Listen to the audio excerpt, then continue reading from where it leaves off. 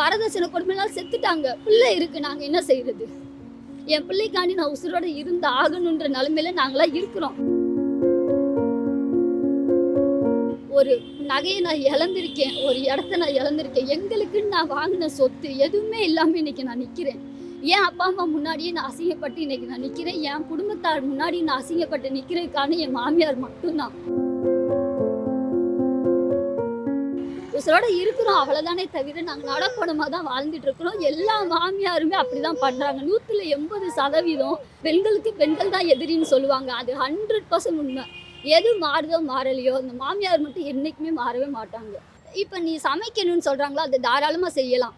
எல்லாருக்கும் நீ தான் சமைக்கணும். சரி மருமக, நான் ஒரு பொறுப்பு. இப்ப இது நாள் வரைக்கும் அந்த பொண்ணு சும்மா நார்மலா வீட்டுல வேலை செய்யாம கூட இருப்பா. ஆனா அதுக்கப்புறம் அவ வேலை செய்யறானா, இது காமனா எல்லாரும் பண்றதுதான். ஆனா ஒரு ஆணுக்கு இது மாதிரி என்ன சொல்றாங்க?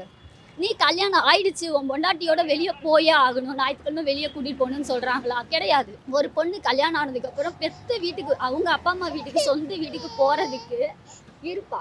அவ பெர்மிஷன் வாங்கணும். ஒரு பையனுக்கு அந்த அந்த பெர்மிஷன் கேட்க வேண்டியது இருக்கா? எனக்கு பிடிக்கலோ பிடிக்கலையோ என் மாமியார் வீட்டுல நான் இருந்தே ஆகணும். எந்த பையனாவது எங்க அப்பா அம்மா வீட்டுக்கு வர்றதுக்கு உனக்கு பிடிச்சிருக்கா, நீ வரியான்னு கேட்பானா? கேட்க மாட்டான். ஆனா நாங்க அவங்களுக்கு பிடிக்குதோ பிடிக்கலையோ நாங்க போகாம இருக்கணும். இல்ல அவங்க இப்ப என் புருஷன் என் வீட்டுக்கு வரானா ஒரு நாள்லயே நான் கிளம்பி ஆகணும். ஆனா அவங்க எத்தனை நாள் வேணா அவங்க அப்பா அம்மாவோட இருப்பாங்க. இது மொதல் விஷயம். 2வது விஷயம், நான் ஒரு 1000 ரூபாய் கொடுக்கறனால என் புருஷங்கிட்ட கேட்கணும்.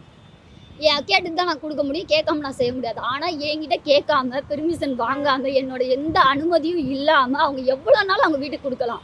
சம்பள காசில் கொடுக்குறாங்க, சரி பரவாயில்ல. வண்டி புக்கு அடகு வச்சு கொடுப்பாங்க, லோன் போட்டு அவங்க வீட்டுக்கு கொடுப்பாங்க. அப்படி அவங்க அப்பா அம்மாவை காப்பாற்றுவாங்க. ஆனால் நாங்கள் எதுவுமே சொல்ல முடியாது. அப்படி மீறி நாங்கள் கேள்வி கேட்டால் ஒரே ஒரு வார்த்தை தான் சொல்லுவாங்க, இது ஏன் காசு, ஏன் சம்பளம், நான் என் அப்பா அம்மாவுக்கு கொடுக்க தான் செய்வேன்னு சொல்லுவாங்க. இது 2வது. 3வது, எந்த வீட்டில் இந்த கொடுமை நடக்கும்னு எனக்கு தெரியாது.